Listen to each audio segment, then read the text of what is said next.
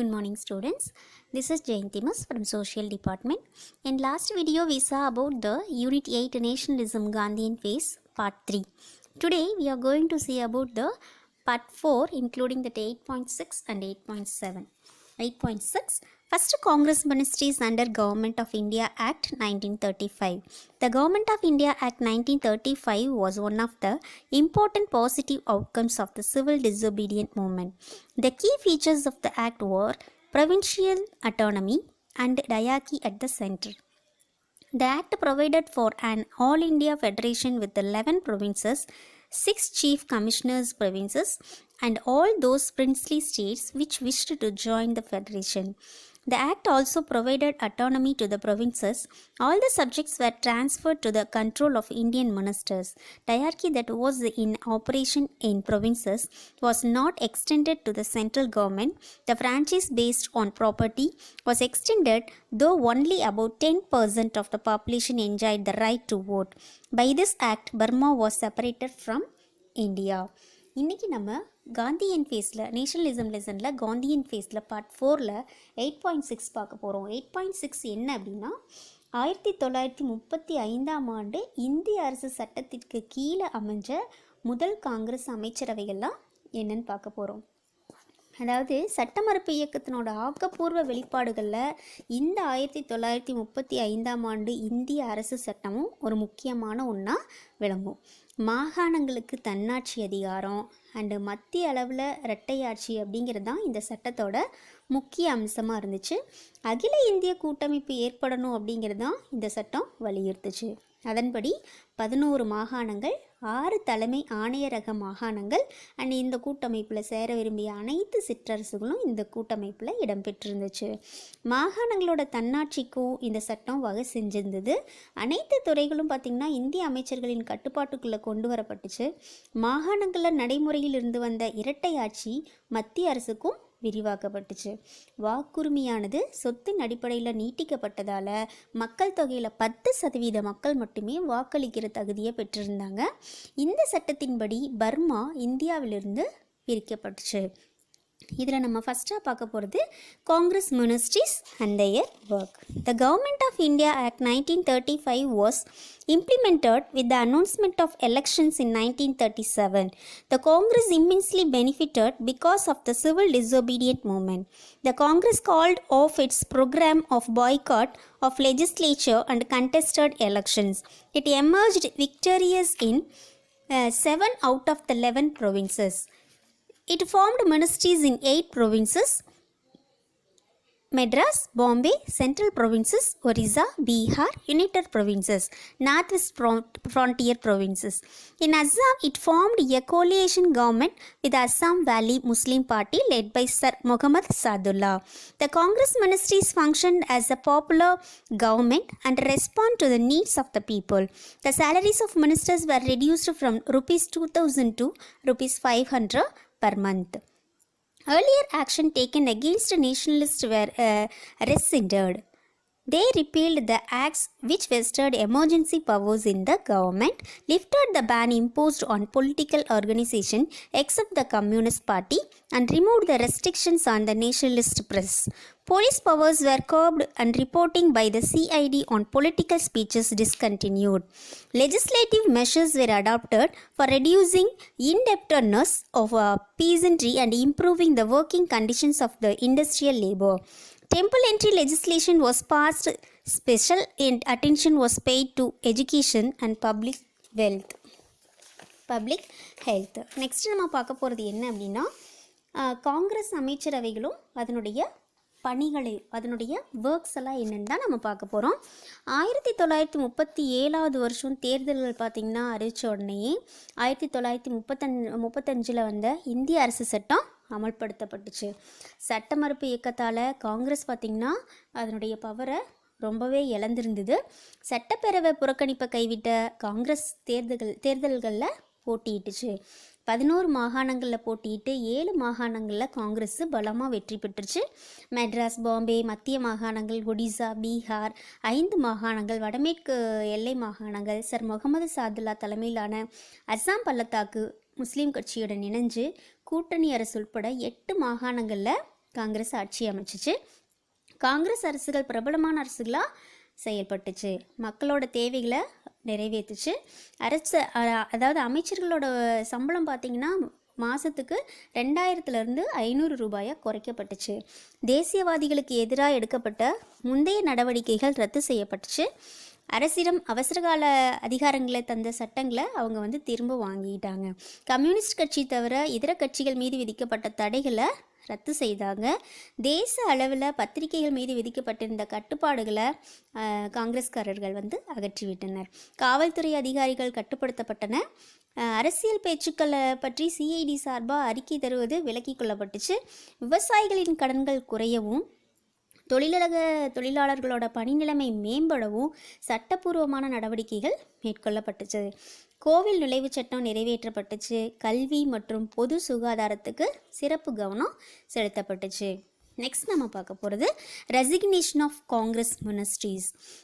In 1939, the Second World War broke out. The colonial government of India entered the war on behalf of the Allies without consulting the Congress ministries. The Congress ministries resigned the protest. By 1940, he has commanding a separate state for the Muslims. அதாவது காங்கிரஸ் அமைச்சரவை பதவி விலகுச்சு. ஏன் அப்படின்னா 1939 second world war start ஆச்சு. காங்கிரஸ் அமைச்சரவைகளில் ஆலோசிக்காமையே கூட்டணி படைகள் சார்பாக இந்த போரில் இந்தியாவோட காலனி ஆதிக்க அரசு என்ட்ராச்சு. அதனால் அதற்கு எதிர்ப்பு தெரிவிக்கிற விதமாக காங்கிரஸ் அமைச்சரவைகள் பார்த்திங்கன்னா அவங்களோட பதவிகளிலிருந்து விலகுனாங்க. அண்டு 1940களில் ஜின்னா பார்த்திங்கன்னா முஸ்லீம்களுக்கு தனி நாடு வேணும் அப்படிங்கிறத அவர் வலியுறுத்தி கேட்டார். Next national moment during the second world war 1939 to 1945. In 1939, Subhash Chandra Bose became the president of the Congress by defeating Pattabi Sitaramayya, the candidate of Gandhi. When Gandhi refused to cooperate, Subhash Chandra Bose resigned his post and started the Forward Bloc. அதாவது பார்த்திங்கன்னா 2ஆம் உலக போரின் போது தேசிய இயக்கம் 1939 45 வரைக்கும் காந்தியடிகளோட வேட்பாளரான பட்டாபி சீதாராமையாவை வீழ்த்தி 1939 சுபாஷ் சந்திரபோஸ் காங்கிரஸோட தலைவராகிறாரு. காந்தியடிகள் ஒத்துழைக்க மறுத்ததை அடுத்து சுபாஷ் சந்திரபோஸ் அப்பதவியிலிருந்து விலகி ஃபார்வர்ட் பிளாக் கட்சியை ஸ்டார்ட் பண்ணுறாரு. நெக்ஸ்ட் நம்ம 8.7 பார்க்கலாம். Development leading to Quit India movement. Individual Satyagraha. In August 1940, Viceroy Linlithgow made an offer in return for Congress support for the war effort. Hence, Gandhi declared a limited Satyagraha, which would be offered by a few individuals. Vinoba Bhave was the first to offer Satyagraha on 17th October 1940. The Satyagraha continued till the end of the year. During this period, more than 25,000 people were arrested. அதாவது 8.7 நம்ம வெள்ளையனே வெளியேறு இயக்கத்திற்கு வழிவகுத்த நடவடிக்கைகள்லாம் என்னென்னு பார்க்க போகிறோம். Quit India moment அப்படின்னா வெள்ளையனே வெளியேறு இயக்கம். அதாவது ஃபஸ்ட்டு நம்ம தனிநபர் சத்தியாகிரகம், அதுதான் இண்டிவிஜுவல் சத்தியாகிரகிஸ். 1940 ஆகஸ்ட் மந்த் பார்த்திங்கன்னா காங்கிரஸ் 2ஆம் உலக போரின் போது இந்தியாவோட ஆதரவை வாங்கிறதுக்காக அரச பிரதிநிதி லின்லித்கோ அப்படிங்கிற ஒரு சலுகையை கொடுக்கறதுக்கு முன் வராரு. அது என்ன அப்படின்னா ஒரு குறிப்பிடப்படாத எதிர்காலத்தில் தன்னாட்சி, அதாவது டொமினியன் அப்படிங்கிற அந்த சலுகை உங்களுக்கு கொடுக்குறோம் அப்படின்னு சொன்னாங்க. பட் நம்மளோட காந்தி அதை ஏற்றுக்கல. ஸோ வரையறைக்கு உட்பட்ட சத்தியாகிரக போராட்டத்தை காந்தியடிகள் டிக்ளேர் பண்ணுறாரு. 1940 அக்டோபர் 17 அன்னைக்கு வினோபா பாவே சத்தியாகிரக போராட்டத்தை முதலாக ஆரம்பித்தார். அந்த ஆண்டோட இறுதி வரைக்கும் சத்தியாகிரகம் தொடர்ந்து நடைபெற்றுட்டே இருந்துச்சு. இந்த காலகட்டத்தில் 25,000க்கும் அதிகமான மக்கள் கைது செய்யப்பட்டாங்க. Next Cripps mission. On 22 March 1942, the British government sent a mission under Cabinet Minister Sir Stafford Cripps. The negotiations between the Cripps mission and the Congress failed as Britain was not willing to transfer effective power immediately. The Cripps mission offered grant of dominion status after the war. Indian princes could sign a separate agreement with the British implying the acceptance for the demand of Pakistan. British control of defense during the war. Both the Congress and the Muslim League rejected the proposal. Gandhi was the proposals as a post-dated check on a crashing bank. அடுத்து நம்ம பார்க்க போகிறது grips தூதுக்குழு. 1942 March 22 அமைச்சரவையில் அமைச்சர் Stafford grips அப்படிங்கிறவரோட தலைமையில் ஒரு தூதுக்குழுவை British அரசு அனுப்புது. அதாவது உரிய அதிகாரத்தை உடனடியாக மாற்றித்தர பிரிட்டன் விருப்பப்படாத நிலையில் காங்கிரஸ் அண்ட் கிரிப்ஸ் தூதுக்குழு பார்த்திங்கன்னா இடையிலான பேச்சுக்கள் தோல்வியில் முடிஞ்சுது. கிரிப்ஸ் தூதுக்குழு கீழ்கண்ட லிஸ்ட்டை பார்த்திங்கன்னா நம்மளுக்கு கொடுக்கலான்னு முன் வந்தாங்க. என்னென்ன அப்படின்னா, ஃபஸ்ட்டு போருக்கு பின்னு தன்னாட்சின்னு நமக்கு கொடுக்குறாங்க அப்படின்னும், செகண்டு பாகிஸ்தான் உருவாக்க கோரிக்கையை ஏற்கும் விதமாக இந்திய இளவரசர்கள் பிரிட்டிஷாரோட தனி ஒப்பந்தத்தை கையெழுத்திட்டுக்கலாம் அப்படின்னும், போரின் போது பாதுகாப்புத்துறை பிரிட்டிஷாரோட கட்டுப்பாட்டில் இருக்கணும் அப்படிங்கிறதும் தான் அதில் இருந்துச்சு. காங்கிரஸ் முஸ்லீம் லீக் ரெண்டுமே இந்த திட்ட அறிக்கையை நிராகரிச்சிருச்சு.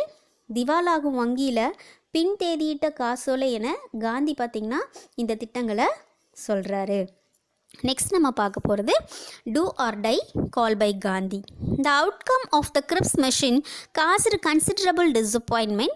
Popular discontent was intensified by wartime shortages and steep rise in prices. The All India Conference Committee that met at Bombay on 8th August 1942 passed the famous Quit India resolution demanding an immediate end to British rule in India. Gandhi gave a call to do or die. Gandhi said, "We shall either free India or die in the attempt. We shall not live to see the perpetuation of our slavery." A non-violent mass struggle under Gandhi was to be launched, but early next morning on 9th August 1942, Gandhi and the entire Congress leaders were arrested. அதாவது காந்தியடிகளோட செய் அல்லது செத்துமடி அப்படிங்கிற அந்த முழக்கம்தான் எனது do or die call by Gandhi. Cripps தூதுக்குழுவோட வெளிப்பாடு பார்த்திங்கன்னா மிகுந்த ஏமாற்றத்தை நம்மளோட இந்தியன்ஸ்க்கு கொடுத்துச்சு. போர்க்கால பற்றாக்குறைகள்னால விலைகள் பார்த்திங்கன்னா ரொம்ப அதிகரிச்சுட்டே வந்துச்சு. அதனால் அதிருப்தி எல்லா பக்கமும் தீவிரமாக இருந்துச்சு. பம்பாயில் 1942 ஆகஸ்ட் மாதம் 8 அகில இந்திய காங்கிரஸ் கமிட்டி வெள்ளையனே வெளியேறு தீர்மானத்திற்கு வித்திடணும் அப்படிங்கிறது, இந்தியாவில் ஆங்கிலேய அரசுக்கு உடனடியாக முடிவு கட்டணுங்கிற கோரிக்கையும் அந்த மீட்டிங்கில் வச்சாங்க. செய் அல்லது செத்துமடி அப்படிங்கிற அந்த முழக்கத்தை காந்தியடிகள் அங்கே தான் வெளியிட்டார். நாம் நமது முயற்சியின் விளைவாக இந்தியாவிற்கு சுதந்திரம் பெற்று தருவோம் அல்லது நாம் நமது அடிமைத்தனத்தை காண உயிருடன் இருக்க மாட்டோம் அப்படிங்கிறதான் காந்தியடிகள் கூறினார்.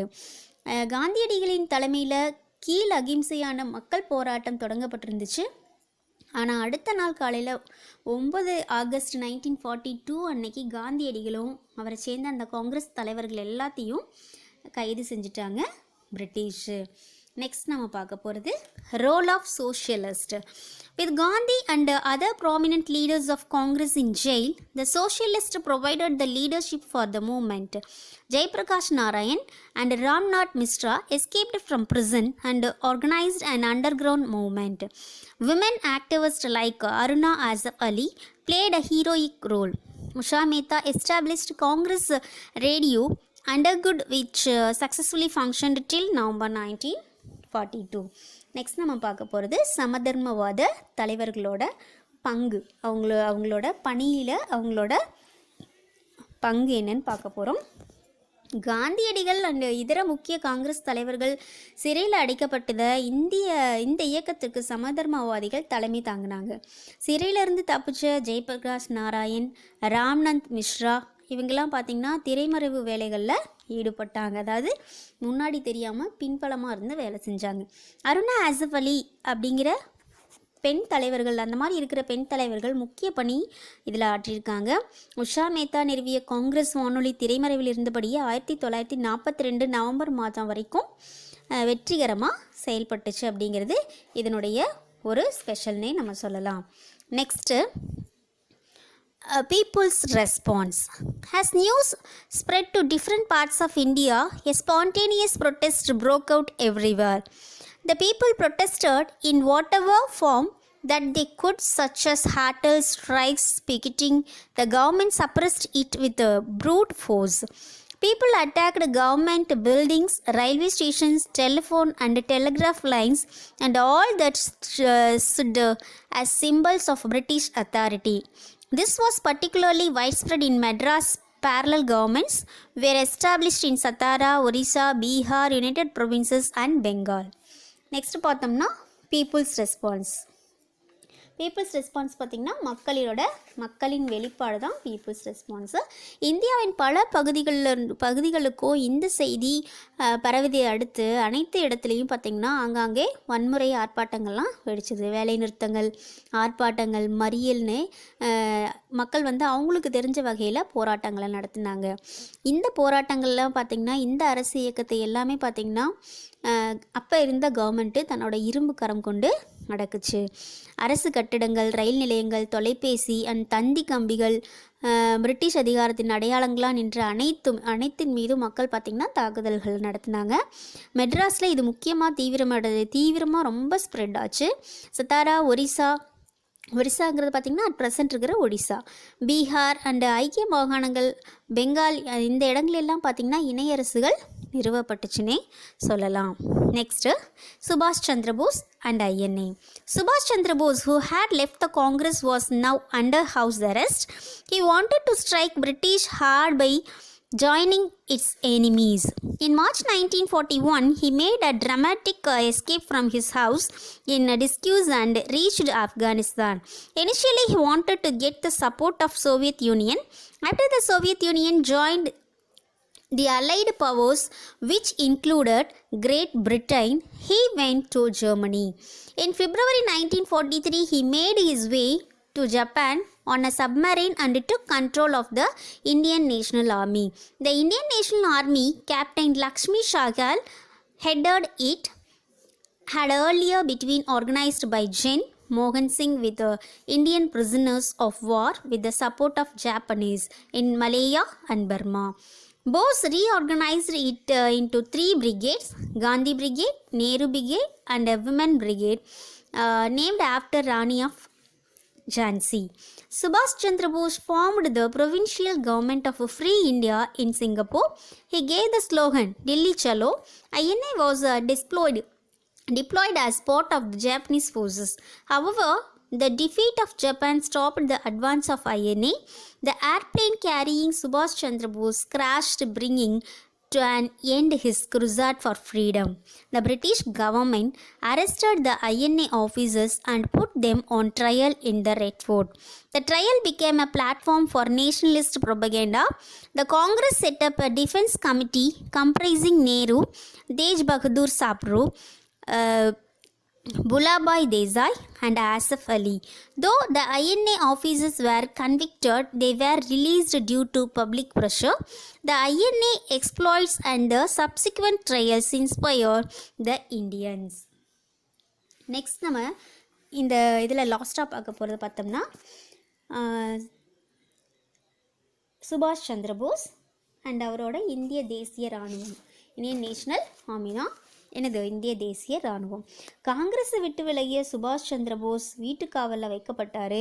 பிரிட்டிஷோட எதிரிகளோட கைகோத்து பிரிட்டிஷ் அரசுக்கு எதிராக தாங்கள் நடத்த விரும்பினார். 1941 மார்ச் மாதம் பார்த்திங்கன்னா அவர் தன்னோட வீட்டிலேருந்து நாடகம் பண்ணி, அதாவது மாறுவேஷம் போட்டுக்கிட்டு தப்பிச்சு ஆப்கானிஸ்தான் ஓடிடுறாரு. முதல்ல அவர் சோவியத் யூனியனோட ஆதரவை பெற விரும்பினார். ஆனால் பிரிட்டன் உள்ளிட்ட கூட்டணி படைகளோட சோவியத் யூனியன் அரசு சேர்ந்ததால் அவர் ஜெர்மனிக்கு போயிடுறாரு. 1943 பிப்ரவரியில் நீர்மூழ்கி கப்பல் மூலமாக ஜப்பான் சென்ற அவர் இந்திய தேசிய இராணுவத்தோட கட்டுப்பாட்டை கையில் எடுக்கிறாரு. இந்திய போர்க்கைதிகளை கொண்டு மலேயா அண்ட் பர்மாவில் இருந்து ஜப்பானியர்களின் ஆதரவோடு இந்திய தேசிய இராணுவத்தை, அதாவது ஆசாத் ஹிந்த் வாஜ் அப்படின்னு ஜென்ரல் மோகன் சிங் உருவாக்குனார். அதன் பிறகு இந்த கேப்டன் லக்ஷ்மி செகல் என்பவரால் நடத்தப்பட்டுச்சு. இது காந்தி பிரிகேட், நேரு பிரிகேட், பெண்கள் பிரிவாக ராணி லக்ஷ்மிபாய் பிரிகேட்னு 3 படையணிகளாக சுபாஷ் சந்திர போஸ் மறுசீரமைக்கிறாரு. சுபாஷ் சந்திர போஸ் சிங்கப்பூரில் சுதந்திர இந்தியாவோட தற்காலிக அரசாங்கத்தை நிறுவுறாரு. டில்லிக்கு புறப்படு, அதாவது டில்லி சலோ என்ற முழக்கத்தை சுபாஷ் சந்திர போஸ் வெளியிடுறாரு. ஜப்பானிய படைகளில் ஒரு பகுதியாக இந்திய தேசிய இராணுவ பணியில் ஈடுபடுத்தப்பட்டுச்சு. எனினும் ஜப்பான் தோல்வி அடைஞ்ச பிறகு இந்திய தேசிய இராணுவம் முன்னேறுவது தடை செய்யப்பட்டுச்சு. சுபாஷ் சந்திரபோஸ் பயணம் செய்த விமானம் விபத்துக்குள்ளானதுனால சுதந்திரத்துக்காக போராடிய இவரது தீவிர பணிகள் முடிவுக்கு வந்துச்சு. பிரிட்டிஷ் அரசு இந்திய தேசிய இராணுவ அதிகாரிகளை கைது செய்து செங்கோட்டையில் அவர்களை விசாரணைக்கு வச்சிருந்துச்சு. தேசியவாத பிரச்சாரத்துக்கு ஒரு ஒரு மேடையாக பார்த்திங்கன்னா இந்த விசாரணை அமைஞ்சது. காங்கிரஸ் அமைத்த பாதுகாப்புத்துறை கமிட்டி ஜவஹர்லால் நேரு, தேஜ் பகதூர் சாப்ரு, புலாபாய் தேசாய், ஆசஃப் அலி இவங்களெல்லாம் அந்த கமிட்டி உள்ளடக்கியதாக இருந்துச்சு. அண்ட் இந்திய தேசிய இராணுவத்தோட அதிகாரிகளுக்கு எதிராக குற்றம் நிரூபிக்கப்பட்டாலும் பொதுமக்கள் அழுத்தம் கொடுத்ததன் காரணமாக அவங்களெல்லாம் விடுதலை செஞ்சாங்க. இந்திய தேசிய இராணுவத்தோட தாக்குதல்களும் அதனை அடுத்து வழக்கு விசாரணைகளும் இந்தியர்களுக்கு ஒரு பெரிய சப்போர்ட்டாக இருந்துச்சுன்னு இதில் சொல்லியிருக்காங்க. ஸோ நம்ம இன்றைக்கி பார்த்தோம் அப்படின்னம்னா 8.6ல் 1935ஆம் ஆண்டு இந்திய அரசு சட்டத்தை பற்றியும் அதுக்கு கீழே காங்கிரஸ் அமைச்சரவைகளோட வேலைகள் என்னவும் அப்படிங்கிறத பற்றியும் நம்ம பார்த்தோம். நெக்ஸ்ட் வெள்ளையனே வெளியேறு இயக்கத்துக்கு வழிவகுத்த நடவடிக்கைகள்லாம் என்ன அப்படிங்கிறத நம்ம பார்த்தோம். இதோட பார்ட் 4 முடிஞ்சிச்சு. நெக்ஸ்ட்டு லாஸ்ட் போர்ஷனாக பார்ட் 5ல் அடுத்த வீடியோவில் நம்ம மீட் பண்ணலாம். Thank you students.